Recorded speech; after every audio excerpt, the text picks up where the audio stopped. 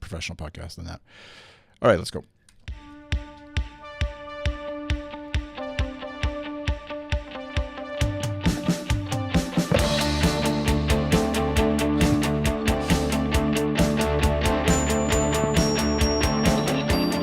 All right, hello, welcome to the U2 podcast number 72, where we talk all things U2, album news, tour dates, and upcoming album releases, as it happens to happen from the staff of U2. Right. I'm Chris, Chris on the Twitters, and I'm joined by my boss. So start laughing. The future CEO of Cancun.com. Oh yeah, where's my? Oh, wrong one. There we go. There we go. This is the intro he needs. He deserves as the future Cancun experience officer, Mr. Matt McGee. Welcome back to the program, Matt. Thanks. Wow, now I'm taking up the huge screen on my monitor here. Yeah, I'm trying the video switching idea. Okay. All right. So you got in the background we have we have your wife and then Bono sort of hidden behind her. Right. And then that's the shredding machine right over here. And then over here we have some lovely scented candles because my dog lives in my office and makes the place smell like dog, and I don't like my office to smell like dog. So, and then we've got the Pop Mart poster, and we've got the Joshua tree right behind me. So, yeah, we're in a good workspace. Yeah, it's not you. We may have come here thinking U2 tour, but it's actually Matt's office tour is what we're doing tonight. So we're competing live. We stream live sometimes. Often we record it live, and it's at twitch.tv/goodstuff_FM. And we're competing tonight with Amazon. I don't know if you ever heard of Amazon. Actually, Amazon owns Twitch, so we're kind of like on competing platforms, as it were. But they have their very subversive tonight. Yeah, U2 experience going on. But this will which you can't listen to, right? You couldn't hear any of that. It's what did you say? America, Austria, right? Austria, right? How does the U.S., U.K., Germany, and Austria, which is just like the most random.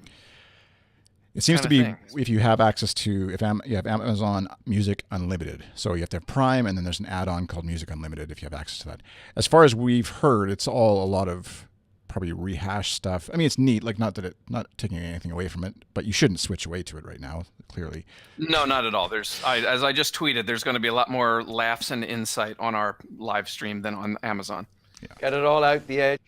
So, see, there we got quotes already from the edge. There you go. It's a jive moment. So, but yeah, it's something. There's apparently 24 hours of footage, anyways, of U2. So if you're got a hankering and you're in one of those 4 countries for some more U2 content as you wait for Songs of Experience to come out on Friday, and you're not one of those people who will judge tremendously that happen to listen to leaked music. But anyways, before we get into all that, that's what we're going to talk about at the roundtable, is how you listen to and take in a brand new U2 album, and whether you listen to leaks and all that kind of stuff. We'll get into that. The roundtable's small. I guess it's just a table at this time. Just you and I. It's more like a 2-seater in the corner here. Yeah.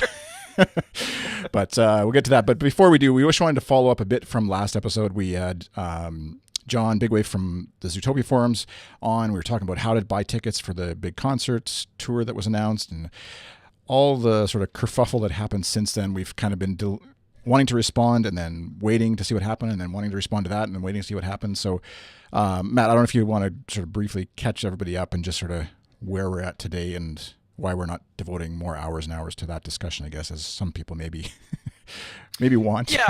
Yeah. Well, right. Like, yeah, we could probably talk ad nauseum about it, but yeah. So, I mean, there was the pre-sales were kind of a disaster, and then there was a second round of pre-sales that started this week. That there's still some confusion going on, and we're getting tweets and seeing things on Facebook where there's still some issues. People are having trouble, knowing what codes are active or not active. They're having trouble getting codes still, but it's, compared to last week, it seems much less of a problem. That might be just because there's far fewer fans trying for tickets this week, because it's just, this second grouping of shows, 6 extra shows or whatever, 7 extra shows. But anyway, yeah, so, it's, seems to be better, and we posted that letter from the reply from Guy Osiri kind of explaining things, and then I published sort of some thoughts on that. Sherry Lawrence from our team. I don't know. I guess we'll just see. We'll just see where it goes. The group of the 40 or so fans that came together to send the original letter to U2 and management that the guy replied to. We're now kind of working on sort of a follow up. Just thank you for replying, and we still have these concerns. Blah blah blah blah. And I thought, one of the cool things that, he said was, let's keep the lines open of communication. So I think that's kind of where we are now, is that we're going to try and keep the lines of communication open. And hopefully whatever they do in Europe, when that tour is announced, and assuming they go to Australia, New Zealand, if that tour is announced, hopefully things will be in a much better place by then. That's kind of what I'm hoping for. Right, and there's for Canadian listeners out there, I know the Montreal show, the second show's tickets go on sale, I think Friday, if what I got was correct, but I haven't actually looked into that since then. So if there's anybody in the chat room who wants to correct me, feel free. But yeah, we'll seems to be less, but I think I agree with you that there's probably less of the anxious fans involved too. So it'll be a little less stressful all around maybe, but be sure you can tweet at U2 and let us know if you're having issues or if it's going really well too, and both sides of the coin, I guess. Yeah, and then I guess just the one thing I'd want to add too is that we're still as confused about some things as most of our followers and readers and listeners are, and so I just think the best thing to do is to read the help page on U2.com and check what's going on in Zootopia, which is probably the closest place you're going to get any official answers, because the mods there, as they always do, they're doing just terrific work trying to take the questions and concerns and issues that the fans have and pass them up the line to the Live Nation people to try and get accurate information. So that would be the first place I would go to sort of try to get help. Yeah, and in the chat room, Mysterious Days, Vid is saying there's also another petition going around with signatures and suggestions. There's lots of fan sort of work being done. Hopefully, as we've seen with a guy so far and management, they're hearing it, they're paying attention, they're listening. I doubt that every single person or group will necessarily get a response, but he has on occasion said, DM me on Twitter and let me know what's going on. And so, yeah, everybody's welcome to obviously try and contact them. There's no rules against that. And so feel free. And yeah, obviously everybody hopes for you as a U2 fan, whoever you are. Yeah, and right, exactly. And just, look, in all the years, I think a lot of people say this, that if you try hard enough, you will eventually get the tickets you need, because somebody will have an extra. And that's always been the case for me, even last minute needing to get a ticket to get my son in to see one of the U2 IE tour shows in 2015. Just don't give up. Just, keep they release more tickets on Ticketmaster. There's all kinds of different opportunities. So don't throw the towel in. Yeah. Other stuff that's happened, we thought we'd catch folks up on in case it's escaped your radar or whatever, but there's the U2 conference in 2018 that we mentioned, I think, a couple episodes back, so you can visit u2conference.com to find out details. That's in Belfast, right? Northern Ireland. Yes. Mid-spring 2018, I believe. I think June is the June? Okay. I think it's June, yeah. I could click the link, obviously, but I'll leave you all in suspense as to when it actually is. And U2 was on Australia's 60 Minutes that you referenced. That Edge had said they would absolutely be coming back to Australia, and then oddly Bono said, we want to and we really will. If there's a way we can, we will. Kind of. It was really weird that he was like suddenly the voice of caution. It's funny because she said, well, you're God, can't you make this happen? Like, yeah, to Bono, just make it happen. And it is kind of funny because it feels like, okay, if Bono and Edge want to, unless like I guess Larry and Adam are like, no, I hate Australia, we're not going there. Don't send me mail, Australians and New Zealanders. I know they want to go there. I'm just saying, but like, who else is stopping them really? Like, if they might not make money, or they might not, whatever. But anyways, I guess I don't just think it's a matter of, yeah, I mean, I life don't think it's a happens. matter of wanting to go there or anything like that. I think it's that they know Just that they've got an entire PR campaign planned out for when everything is going to happen and when announcements are going to be made and all this sort of stuff. And I think Bono had probably just checked his notes on the PR campaign. Yeah. Said, oh no, we're not supposed to say anything about this yet. Yeah, the PR person probably next to them just like buzzed him and said, Starts "Hey, throwing things. whoa, can we reel that back just a second?" And then that's the reporter there. It was, if you're watching the video version, she's really tall, so probably really intimidating. Yes. To not She's give good news. 7'9". They were Bono was on Jimmy Kimmel last night. Well, it was on, I don't know when it taped exactly, but he was on the show last night. Did a song with Chris Martin, and links to that obviously at u2.com and over on the YouTubes. And U2 also released, since last we talked, the American Soul lyric video. So lots of stuff to watch, check out, and see in the U2 land. Busy times, as would be expected, I guess, in promoting a new album, which is kind of fun to see. So in our, what did you call it? A side table discussion? Our corner table, our two-seater in the corner.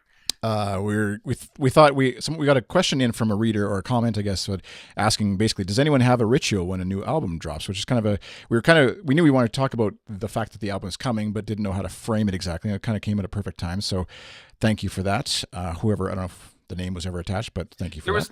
There was no name. It was just an email sent through our contact form on our website. There was no name attached to it. I'm not going to give the email address away. Yeah. So. They said anyway. Random at YouTube reader. Yeah, and maybe listener or not. We'll find out, I guess. But they said, I got to thinking now that Songs of Experience is available Friday, that I have a certain way that I listen to all U2 music, new U2 music. Since the Joshua Tree, I've listened to new U2 tunes in the same way when they first became available. Back in the old days of listening to it on cassette, album, or CD, or radio even, I always listened to the album front to back over and over, not skipping any tracks. So it's kind of funny. They break down every track as he or she listens, first always focusing on the drums. Then once they have the drums analyzed, they focus on the lyrics. And then once that happens, they focus on the guitar. And then last is the bass. But for all the Adam fans out there, they say, I love how Adam is the driving force for all U2 songs. If you can isolate the bass on any song, it's always so simple, yet it can't be duplicated without Larry pounding next to you. So with a few tracks, I'm just going to... I love it. It's it's like 4 paragraphs of the album listening ritual. I think it's fantastic. We've obviously heard a few tracks, depending on what you've heard, and it's an interesting question, because I know in the movie world, there's some folks who try to avoid, like say Star Wars is coming out in a month, or not, sorry, next month. It's coming out right away here.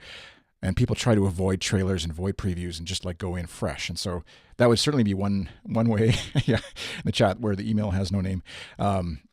That was certainly one way to approach this album. Somehow, if you were somehow paying attention to U2 News but didn't listen to anything at all from like any of the new stuff they've released at all, somehow managed to do that. That would be one interesting way to go approach that.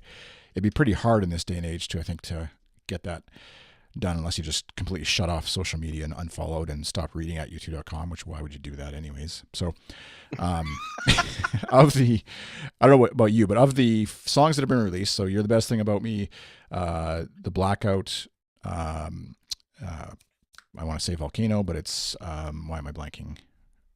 American Soul is the one that sounds like that. Yeah.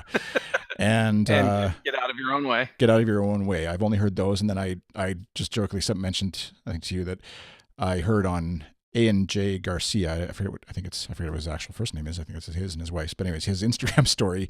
All of a sudden, I'm clicking through, and he's like listening to the new U2 album with his son. I'm like, oh, I don't recognize that song. Oh shoot, I don't.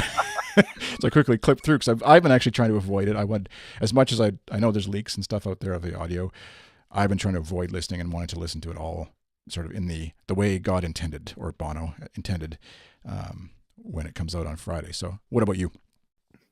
I'm exact same as you, and I would love to have been able. In fact, I would rather not even have heard the 4 songs we've heard. I want to hear the album from start to finish with virgin ears for the first time, and so I would prefer not having even heard those 4 songs. But you're right. I mean, that's impossible, especially when you run a website about U2. It's kind of impossible to say, hey guys, I'm going to disappear for the next few weeks. Have fun. See ya. Yeah. That ain't happening. At Jim Sigtau tweeted at me that he listens with his ears, which is, yes, clever dad joke, but that's how he listens to the first album. It would be fun because go ahead. Well, no, I was just gonna say, because like when we first heard, like there was like like American Soul, I think was like mistakenly put on iTunes or something for like a day or whatever, or it was put somewhere, and we heard it, and we had our chat on Slack, and I was saying, oh gosh, it sounds just like Volcano. Why are they, why does it have to sound just like Volcano? But then when I heard American Soul tagged along with Get Out of Your Own Way, they're obviously meant to be, a 2-song kind of medley, kind of sweet. They're connected by that Kendrick Lamar. I thought, wow, these two, they sound fantastic together. And so that, to me, that just is kind of like more evidence or whatever of why I want to be able to hear the album start to finish. Because I think it seems like from what I'm reading that this album is sort of sequenced and planned in a specific way for a reason. Does that make sense? Yeah. And yeah. And so just hearing one song, and then here's the song number 3, and then here's song number 9, and that doesn't seem to me like to be the way that I'd prefer to listen. Yeah. But whatever. Bjorn in the chat room said, I think releasing songs one by one is a tactic to get onto Spotify playlists, which is one absolutely marketing absolutely way. And the sort of singles, and it feels like a bit of like haphazard, more like trying to get different styles of songs out there than any sort of like cohesive vision of this song and this song makes sense. And I think Sherry, didn't Sherry have put on in one of her recent articles, an OTR or something like that because charts are now based to whatever percent on number of YouTube streams and Spotify streams and other music service streams, that's why a lot of artists are doing that. YouTube is doing what a lot of artists do, which is release a lot of songs individually, a lot of versions of the same song, just to keep people streaming your music and get that extra bonus that way. Yeah, and get it the sharing of you see someone else listening to a song or whatever too, and that kind of thing. So yeah, it's an interesting world to try and promote something in, and like they tried with the iTunes method before of dropping the album as a big surprise and free to everybody. That was one way of obviously getting out there that not everybody appreciated the same way we probably did. But yeah, it's interesting that they're sort of approaching it, or they're approaching it differently, but almost in a slightly sort of in the old school way of singles and stuff like that. But yeah, interesting ways of putting out lyric videos more and that kind of stuff is along the way. So it's been an interesting lead up to the album. And it's kind of hard to believe that it actually is going to finally be here. Lots of folks were referencing our competition, as it were, the You Talking You2 to Me podcast out of nowhere of a sudden put out a new episode, I think this week, promoting the new album or talking about the new album. And in it, apparently I stopped listening because I didn't want to hear anything again, but they had clips from songs from the new album in the episode. So you can go to listen to that if you want to and hear some of their thoughts on the new album. So obviously the band gave permission to them to do that. So it's part of their PR blitz, as it were, I guess, for the new album. So, but we sort of asked some of our staff, and then we got a bunch of tweets from people that I'll sort of intersperse here as we discuss. But Becky and our staff said, my ritual is to sit down and listen to a new album in its entirety without headphones. I talk to myself out loud about how I like the music or lyrics, and I usually end up thinking how great or not so great a song will sound live. I usually cry a lot, and I have to be by myself in the first run through because I get so emotional. It's like opening the best gift ever. So, which I agree too. It's kind of like, I don't know if you're this way, but after watching a movie, I kind of have a internal rule that my family maybe doesn't know about, where I'm like, we're not talking about it until we're like at least 2 blocks away from the movie theater, and then we'll decompress. Really? I've realized this over time. I didn't really know. I would just get mad if people started talking about it, but I was like, I realized I just need time to decompress from it. So it's like similarly here, and like having that experience. If you're a U2 fan, a huge U2 fan, then you also, I understand. I'll understand if however you process it. But if you're like, I like one and that one mysterious song and Where the Streets Have Something or whatever, that was a cool song, and then you want to have a discussion with me right after I've heard the album for the first time, I'm kind of like, no, let's just wait. Maybe we'll do that some other time. But what is your sort of first listen through, or do you have a plan for it? Or is it kind of like, oh, it's there, I'll just turn it on? Well, that's because that's why I'm glad that we're doing this as our topic, because I don't have a ritual anymore. I used to have a ritual. I don't remember Well, okay, so we'll go back one album. Songs of Innocence, my ritual was because they dumped it on us at like noon West Coast time from the Apple event. And like there it was. And I was like, I got to write this news story on At U2, and I got to figure out what on earth they just announced and everything. And it was just like all this craziness going on, but I want to listen to the album too. And so that was a terrible experience of listening to that album for the first time because I couldn't concentrate on the music. I was trying to write and publish and tweet and all this sort of stuff. So that was not a good experience. I don't remember my listening experience for No Line on the Horizon. I have no recollection of that whatsoever. So I've been thinking for this album that, like, for me, I always have to hear it, and I know said this in some of their Ask Out U2 comments. I always have to listen to it in my car because that seems to be the best sounding place, and you're enclosed and all that sort of stuff. So that, I think, is my plan, is that somehow Friday I'm going to go listen in my car and drive. I don't know where I'll drive, but that's what I'm leaning towards. So that's why I'm glad we're doing this topic, because I love hearing what everyone else is doing. And somebody said something about laying down in the dark or something like that, right? Somebody said they're going to turn the lights out, put their headphones on, lay down in the dark. That's what I used to do. That's how I listened to Unforgettable Fire, and it was magic. And I'm like, maybe I should do that again. Yeah, that's a great segue, Matt, by the way. So Sherry said, I don't know if that was intentional or not, but we'll say it was. My ritual is to get a pair of headphones, block out the world for the length of the album, and listen to it with my eyes closed. I don't write anything down. I just listen. Should a leaked copy of it mysteriously arrive, I will confess that I do listen. Do I feel guilty about that? No, I've already pre-ordered the album in multiple formats, and I can verify that Sherry definitely has multiple formats coming. And I will listen to the same way. And then on release day, I will still do my ritual. I'll then go in the car, crank it to 11, sometimes with the windows down, and drive until the album finishes. So I like the idea of on U2 album release day, whenever it actually hits the iTunes store, let's say digital, or wherever you happen to be listening to it digitally, or when the courier brings it on Friday or whatever from a delivery, or you go to the store and get it. I like the idea that just all these cars, Google's maps all of a sudden get thrown off on all their GPS tracking of people, because all these cars just start randomly driving nowhere for like an hour, basically. In circles. Yeah. Brian said, I like to listen to a new album once or twice as a background music first, just to get a sense of what it sounds like and feels like before really diving in. Then I like to sit back with a pair of headphones and listen to the whole thing for real with no distractions.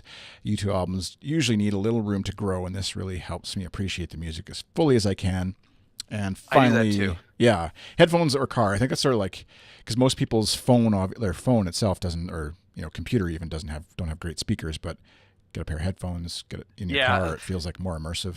Well, and I was specifically to the part where he says that he just listens with it, like, without not really paying attention or whatever, because like Ian Ryan, our lyrics guy, and I have had this argument. I think we may have even argued this on the podcast. Like, I don't listen to Bono's lyrics until like the fifth or sixth time that I hear the album. I just want to hear the songs and what they sound like and what the vibe is and the mood and the atmosphere and all this. And then, like, if I like the songs, then I'll pay attention to his lyrics. Just sorry, Bono. Interrupting here. U2 Conga says, I just saw peppermint Twinkies at Safeway. Is that some special? Matt, I just saw. Anyways, you can sort that out. Kelly said, when Achtung Baby was released at midnight, I had just recovered from a long bout of food poisoning, and I picked up a profoundly delicious roast beef sandwich on my way home. Since then, I always eat a sandwich during my first U2 album listen, which I think that's pretty great. Yeah. I remember the only one I really remember. I remember No Line coming out, and I don't remember what I did, but I just remember listening to it, but I don't remember if there's any sort of special thing I did. I think I just had it at home and put it on the computer or whatever. But I remember Zooropa coming out and going to the mall to buy it with a friend. And at that time, that's pre, we didn't have a Discman along, even a CD player, or obviously pre-iPod, pre-anything. So we bought it. You're at the mall, and then you unwrapped it. We went, grabbed some food in the food court, maybe a delicious burger or a sandwich or whatever, like Kelly. Or a peppermint Twinkie. Yeah. But you're just like, you just can look at you could pour over the liner notes and the album cover and look at it. But it took us till we got home, obviously, to actually be able to listen to it before we could sort of actually hear the music. And so it's kind of like this much slower, obviously, than today process of just taking in the physical album and then actually hearing it for the first time all at once. So whereas basically we got a preview of the album cover way back a long time ago in Vancouver, the end of the first Joshua Tree concert. So From Twitter, we got and various folks at beach_feet said, this time I listened to you talking to you two to me, and it was the best possible way to listen to the new album. At Pickles71 said, happily listened to the new album via the leak. Why wouldn't I look under the Christmas tree at my presents? 99% of the people who did had already bought the album anyways. The piracy issue doesn't affect you two, in their opinion.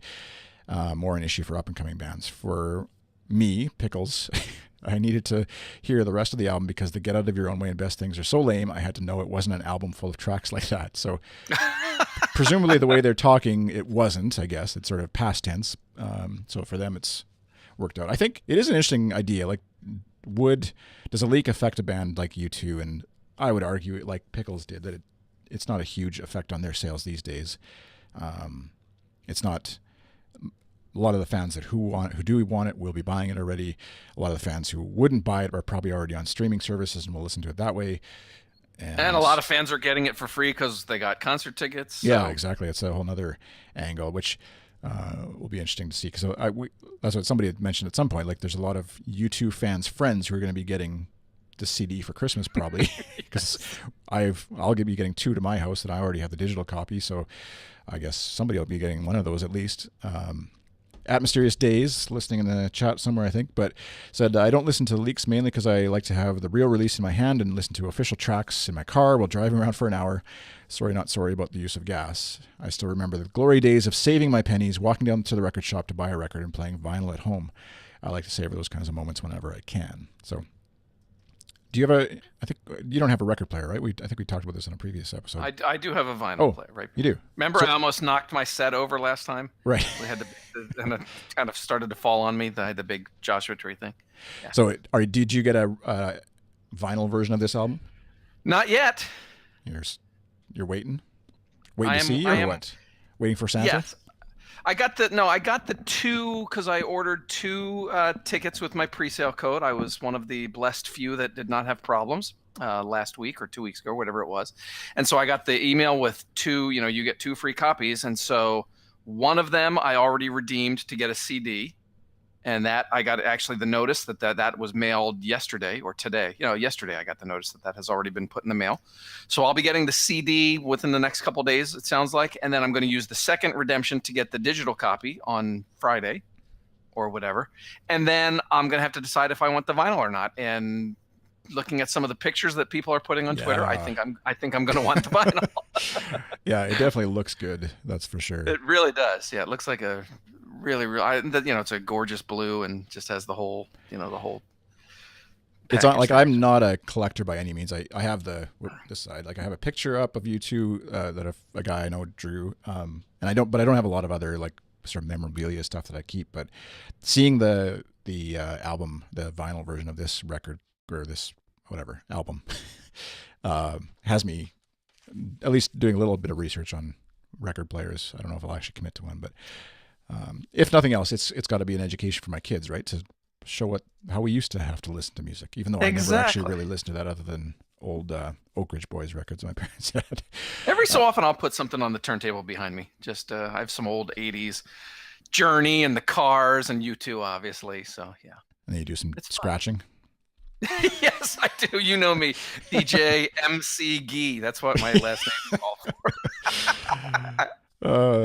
Bjorn in the chat said, I have the leak, but I'm limiting my listening knowing I want to support them on Spotify, even though he also bought by getting concert tickets, which it is like, I'm sure most bands have that kind of devotion of like, I still want to give them money, which is good. I'm not making fun of that idea. Obviously it's good to support artists and creative types of all types. So, but, and he also asked for a record player for Christmas. So we'll have to let us know what you get if Santa brings you one. Actually, and I have Bjorn's here. His comment was another nice segue. He just realized I've been in a different country for the last 4 albums. Songs of Innocence in India was the worst as my internet access was 0.5 megabytes and I had to update iTunes before the album would download. Oh my gosh. My wife suggested waiting 2 weeks until we were home. Yeah. That was part of the things you had to update iTunes first. I remember that was overall frustrating experience because some people you'd see them tweet about how they had it was available, they could download it, and I was like, it's not there for me. What do I do? Am I doing something wrong? And it wasn't like an awesome experience but getting it for free. And Chris, it's also tradition, by the way, on this podcast that about every 3 or 4 months, I check the Twitter stream to see if people are still complaining about that. Right. And I will point you to this tweet that I just looked up a minute ago while you were talking. This is from Brodio. And this was tweeted, is today November 29th? It is. This was tweeted at 10:28 this morning. And Brodio says that effing U2 album that got downloaded to every iPhone still plays every time I plug my phone into my speakers. Oh my gosh. It's been 3+ years and they're still complaining about it. Oh, that's a bit of a weird legacy for that album, eh? I am so sorry. Yeah. I know. I put myself in the shoes of someone like if it was, I don't want to name the name of the band right now, but like somebody that I just cannot stand. And if that album, like not getting it for free, I wouldn't complain about that. Who cares? It's just music. But if it did actually start playing, because it's happens, I don't know how it's first in their playlist or whatever, why it's first. But right. Anyways, I do feel for you if that's a thing for you that you somehow hate U2 and happen to be stuck with a phone that plays it for you. At DRC Fire says, my ritual for a new album is a glass of wine or glasses of wine, noise canceling headphones and solitude for the first listen, and no lyrics to read. I just want to feel and experience the sound of the album. The first go through, then I'll read the lyrics through and have a second listen. Yeah. The first world problems for sure is getting the album for free and complaining about it a bunch. But at Ematijust, I don't know how you say that one. I did not listen to Leak album. I will resist and wait. My prep for the release is by spending some time listening to all their albums with my headphones on. Just reignites my love for the band, which is a good way to do it. You know the you know what else I don't like, Chris? Oh, I was supposed to have that one ready. And where's that sound clip? You know what else I don't like? There you go. Thank you. No, I don't think Volcano's. Would you please stop playing Volcano's terrible? No, I don't think Volcano's that anymore. Terrible. Stop Volcano's it. Terrible. Okay, no, go ahead. But you were saying about the movies, or like Twitter and social media has made going to the movies like almost impossible, because if there's a movie I want to see, I know I need to see it the first night that it's out. Otherwise, I'm going to see 100 people tweeting about how great it is or how awful it is. And I'm experiencing that same exact thing with these songs, because a bunch of people that I follow and some on our staff have listened to the Leaked album, and they're like, oh, this song sounds like this, and this song reminds me of this. And I'm like, I want to decide these things for myself. Don't tell me all this. I know. I don't want to go. I want to go in blind, right? Or not blind. Right. Yeah, exactly. Yeah, into the album anyways, whatever the. There should be like a separate Twitter chat room for people that want to comment on the songs. But there's somebody, I don't know if I can name his name, but somebody on our staff who is like avoiding spoilers for Joshua Tree tour until they went, right? Because they weren't at the first show. So I guess you can do process of elimination here. But then I noticed that I think it was them, that they had listened to the leaked version of the album. I was like, what? You can't have it both ways. But yeah, to each their own, obviously. We're no judgment here, but if you're listening to Leak albums, you're probably going to go to hell. But no, I'm just kidding. At YouTube War 40 says, speaking of, I've listened to some of the leaked material. For the first listen, I will listen to it via Spotify in the car driving around town. I find a great peace in this, as no one can reach me while I'm driving. No texting and driving helps. Yes, yeah. Amen. Focusing and it's interesting how many people want to hear it first in their car. That's kind of interesting to me. And yeah, I would guess, I don't know. I mean, the next one as well. Yeah, you could do a generalization of, older people maybe associated with driving around in the car a lot, and maybe the young millennials with their Ubers and things. We'll have to get Mason's perspective on it sometime as our token. Who are you calling old? Hey, mister, who couldn't find an app on his phone before we started. Yeah. I don't know how to use it. At Conrad Good said, yeah, drive through the California desert. I'm assuming that means, or I don't think that means the Canadian desert. Stereo cranked. At Jeff Cockwell says, sitting in silence with no distractions, listening to the album in its entirety to fully take it in. When it ends, I hit repeat and do it all again. At GM Garrison 76, darkroom, headphones, glass of water, first time without lyrics and second time with lyrics to soak in. Hopefully not in the water. At Nick Askew, even in this day and age, I will still go somewhere at midnight and try to get a hard copy. It's usually at Walmart, and they just give me weird looks, but it's tradition. And I'll go a couple more here. At Cockroach Blue, when Zooropa was released, my company had just leased a new building, but it was dormant, dark, unused construction zone.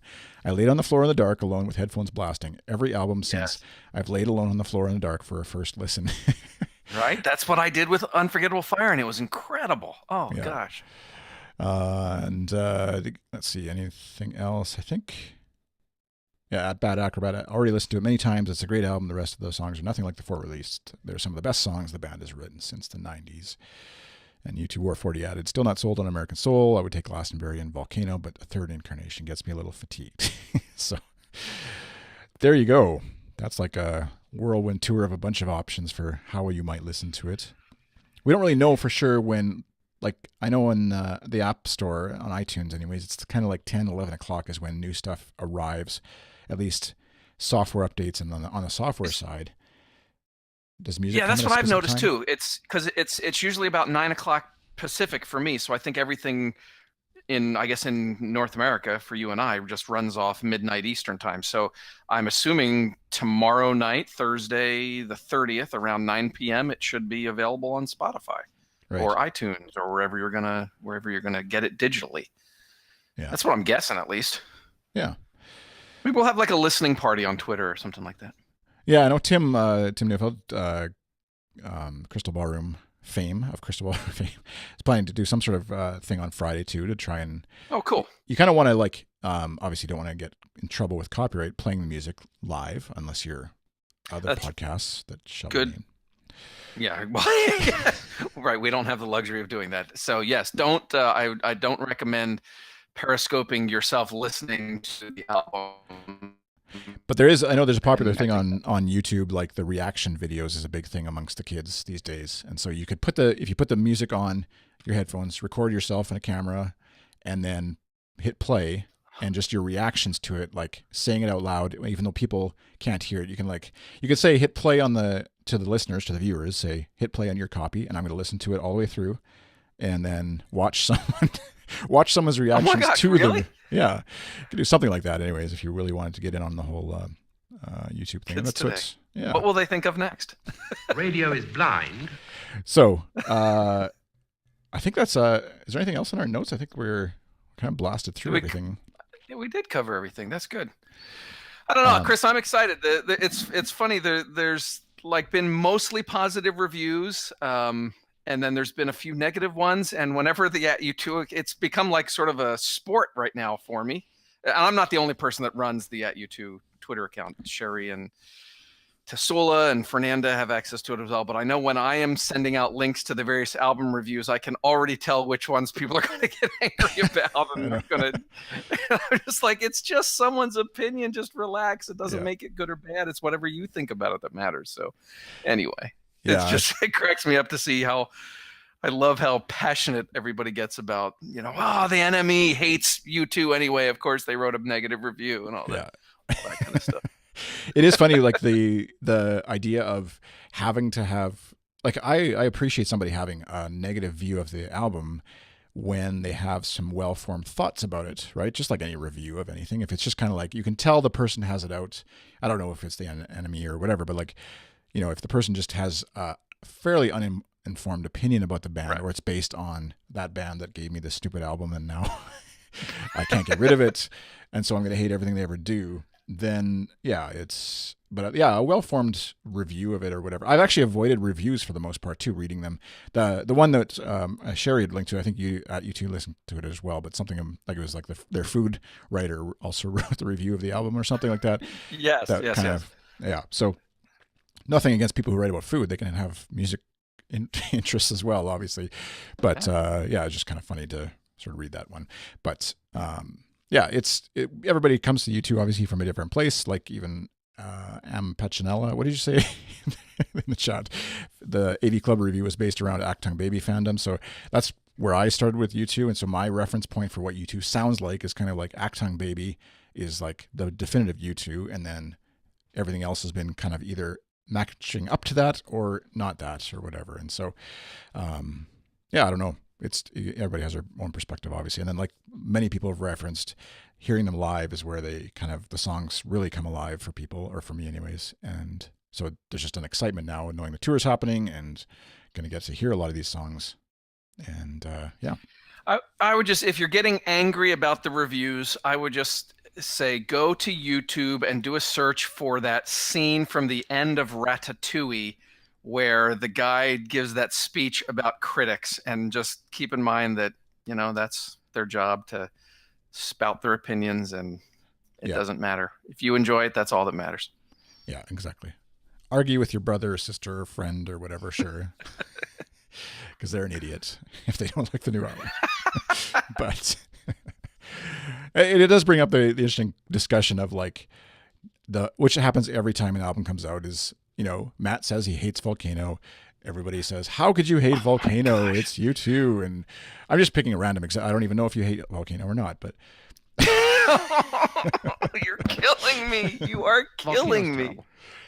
Would you? Oh God, here we go again. But yeah, it's kind of funny that like there's that argument of like you don't have to like everything U2 does, or you have to like everything U2 does that people have, and both are valid because that's just how somebody views the band and views the artist, and yeah, it's interesting. So there's nothing wrong with Volcano, Chris. That is the soundbite I want you to start using. All right, I'll see if I can remember to record that one instead of the other one. My sound bites are acting up again, I guess, or something. Now, so. Sleep Like a Baby, on the other hand, I was out in the garage doing some work on the weekend and had my Spotify playing through Bluetooth, and across I think I was like down in the driveway or whatever, and I could hear the opening strains of Sleep Like a Baby, and I dropped everything in my hand, and I sprinted next. Fast forward, next song. Yeah, so that hasn't changed, but Volcano, I've warmed up to. All right. Got it all out the edge. All right. Well, I think we'll wrap up there, and keep the tweets coming. You can use hashtag AskAtU2 if you're not sure how to send in comments. What I was referenced to is lots of people were using the hashtag AskAtU2 and tweeting those, and we collect those as we're going through the week. What are we going to do? So, like, what will we do a podcast? The next one will be about the album itself. Yeah, I guess we'll probably do one next week. Yeah, everybody will have their chance to lay on the floor, drive around for an hour, whatever. Maybe we'll do a everybody in their car podcast or something like that. You know what would be cool? We should ask people to take photos of themselves listening to the album, whether they're in their car. Well, like, don't be safe. Don't take a photo of yourself while you're driving. But or if you're in a dark room or whatever. Yeah, and then what's the hashtag we use for that? Just use the same one, AskAtU2. We'll figure it out. Okay. But yeah, use hashtag AskAtU2 and tweet us at wherever. We don't check Instagram, but there isn't an easy way to automatically check Instagram. So if you tweet myself directly or whatever, or use the hashtag AskAtU2, and we'll find it and get it in for the next episode, because that'd be fun to sort of see people around the world listening to the new album wherever they happen to be in the world. So yeah, that'd be cool. And that's actually an ongoing theme with the podcast. We sort of stopped asking for a while, but anytime you want to, you feel like taking a selfie with yourself, well, obviously, listening to the podcast somewhere in the world, because it's just cool to know that the words we're speaking right now, A, that somebody actually is listening to it out there, and B, that where it happens to be in the world is just kind of cool, just for fun, see how far this thing goes. Because every so often I was joking about this before, that we should maybe leak an episode of the podcast, and then maybe we'd build up some extra hype for the album or something. Anyways, it's all free. You get it for free. Cyber Monday promotions on today. Okay, so Matt, where can people argue with you if they really, love Volcano? If you love Sleep Like a Baby Tonight, don't at me. I don't want to hear from you. But if you have other intelligent comments that you would like to share with me, I am at Matt McGee on Twitter. That is the best place to reach me. Yeah, and I'm iChris on Twitter. That's where you can at me there.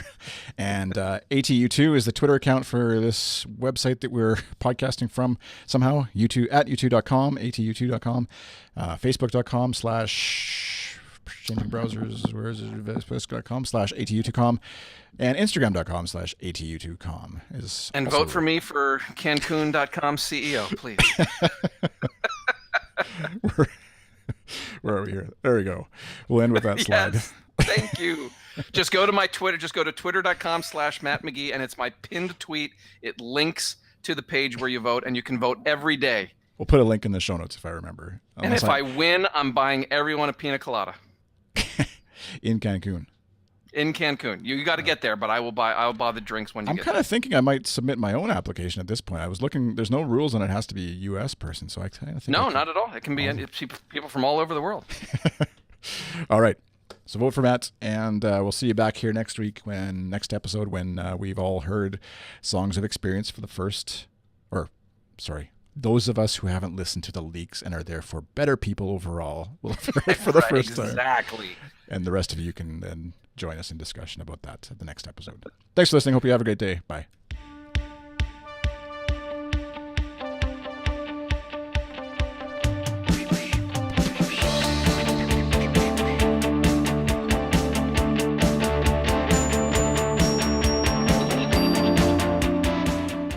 All right. Fade that out. Bjorn got me started with that comment that you get it free with every copy of Zoo TV. I that whole speech. 24 original super songs, and you get it free with every copy of Zoo TV. I love that. I love listening to that. Yeah. Listen, man, I don't need a laminate. I'm with the band. That's what I mean. That what was that, outside broadcast or whatever? That whole promotional cycle was just so fun. Like, and I wasn't even a U2 fan like when it first happened, but then going back, because I watched the Zoo TV VHS, I think, and that's what sort of really brought me into the band. But the genius. I could go on forever. We could do like an entire series of podcasts about the genius of that era of U2. Everything was so perfect. The music and the message and the marketing and the visuals, and it was just wow. Unbelievable. Yep.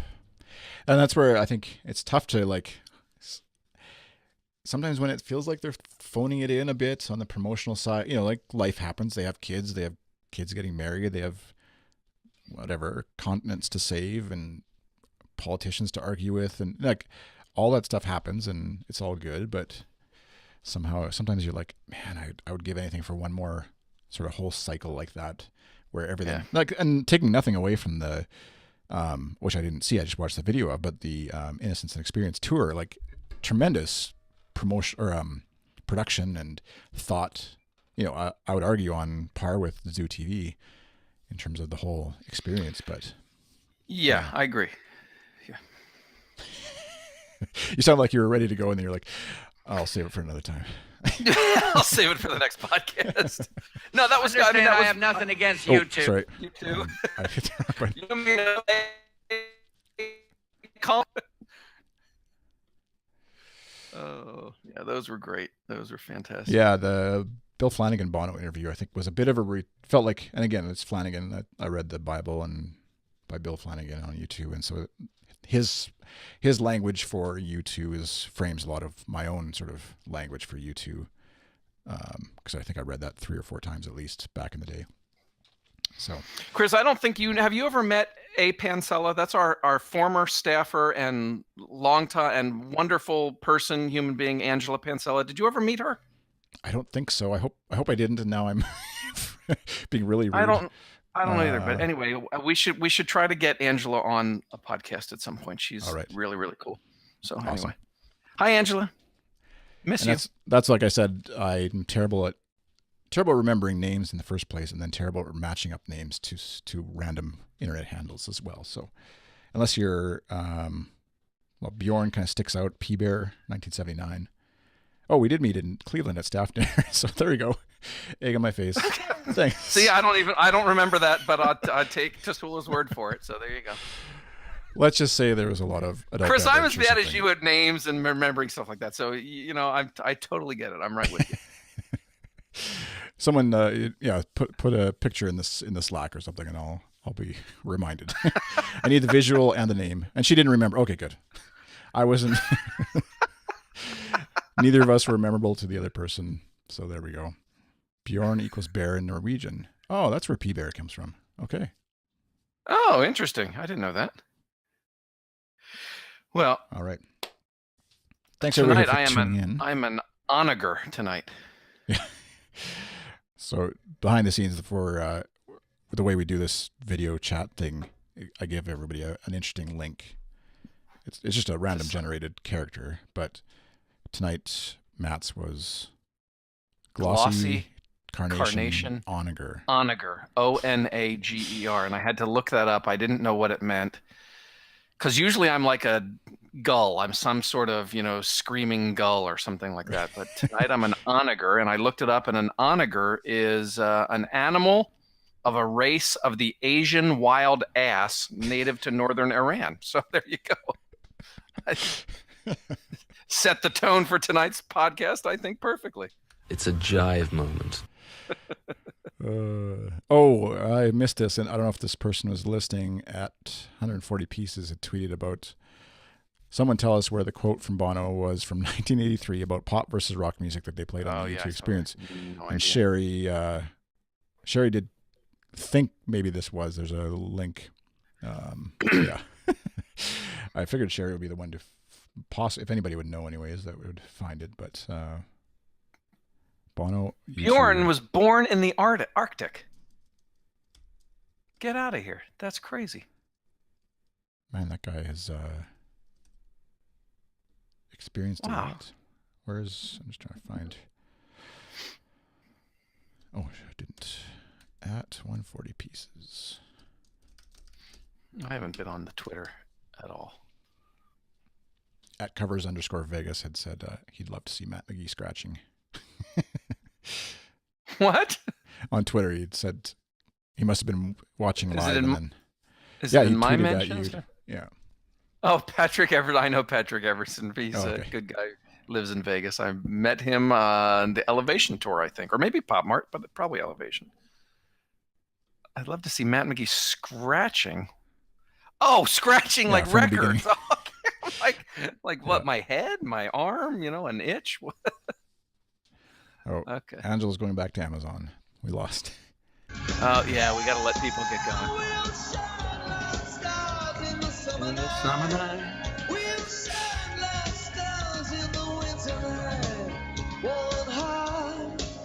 You're not listening to that, are you? No, you that's just a sound. Oh, okay. I thought that was on. I was trying to keep people here by. Oh. Well, I completely forgot to pull this one in. Because there's a lot of U2 albums out there. Why would anyone want another one? Want another one? Man, I've never heard him say that before. Yeah. Hear his voice. Where's the older... I'm the fly, man. That's it. Because there's a lot of U2 albums out there. Why would anyone want another one? Deep voice now, eh? Why do you think I'm being nice to you? Pint. You people, you need heroes. But if I take the job, you kill me. Generosity, a dash of self-promotion. Yeah. I definitely see myself acting. That would be a fun game to play. It's like play a sound clip, and then people have to say what comes next. That would be like a good YouTube trivia type game, right? Like where you don't have the end of the sentence or whatever. Right. Yeah. Like the George Bush thing that you played earlier. You're a rock group, U2. They call me every night.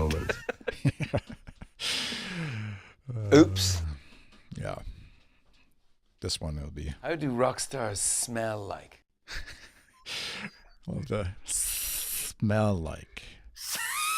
How do rock stars smell like? I generally don't go around sniffing rock stars. Yes. All right. There's a party in Tulsa, Tasula says. What party in Tulsa? Oh, that's where the opening of the tour is. We're having a party? I don't know. Why am I the last to know everything?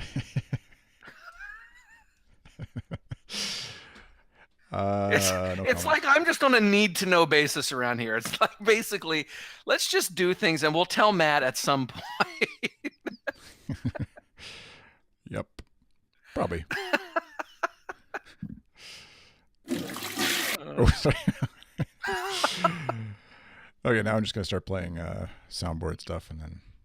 Oh, there's All right. Welcome to Zoo TV. No, it's about music, I hope. At least that's what you said would be about. First two people I'd met were Dick and Edge. Dick is Edge's brother. And then I met Bono.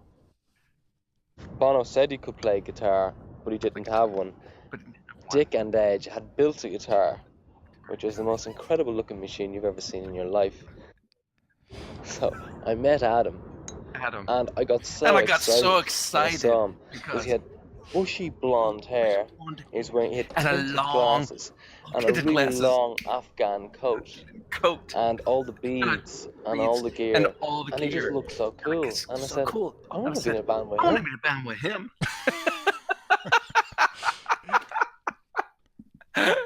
I have to just to say Larry's voice is like butter. He's not like butter. I don't know. He's like I don't know. There's something, yeah.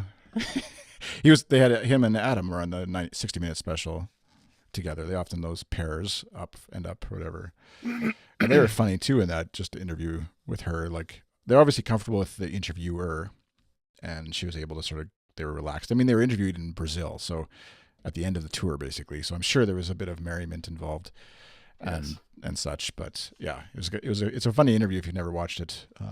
If you haven't watched it yet, the 60 Minutes one, which will be it's on with the giant reporter. There she is. 10 feet tall. Like the folks around look pretty big, but pretty tall. But oh gosh, whatever she's standing on, they should give a handout to people at the door and be like, "Hey, if you're like the rides at the amusement park, like if you're below this height, you get this stand." I'm not naming names. And what makes it even perfect is that there's literally no one behind her. She's so big. Yeah. That there's like people have cleared out behind her because they can't see. Yep. Oh gosh. Yeah. Well, you'd think if like Mysterious Days, you were down there, I think in Brazil, weren't you? Or I guess Fabiano was going to tune in, maybe he didn't, but a 7-foot tall blonde woman I think would stand out walking around Brazil. You would think so. You'd think she'd stand out pretty much anywhere. Yeah. All right. Thanks, folks. Whoever happened to be tuning in, wherever you are in the world, and whether you're on Periscope or YouTube or Twitch.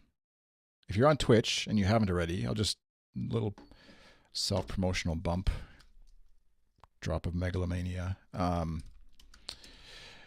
If you've got an account and you're watching us on YouTube, or on Twitch, sorry, there's a little follow button at the top of the screen with a heart. Click that, and that'll help us out. So I think most of you who are in there on Twitch are already doing that. But did we have any listeners on restroom.io? Restroom.io is the thing that allows me to stream out to a whole bunch of things. So that's why it's called Restream, not Restroom. Oh, Restream, not Restroom. Okay. So nobody actually sees that, but it actually is the one that I send it there, and then it sends it to Twitch and YouTube and Periscope all at the same time. So. All right. Yeah. Okay. Thanks, everybody. Thanks, Chris. We'll see you again next time. Maybe not same time. We'll see. We might do it on Thursday next week, but Wednesday or Thursday night. Bye.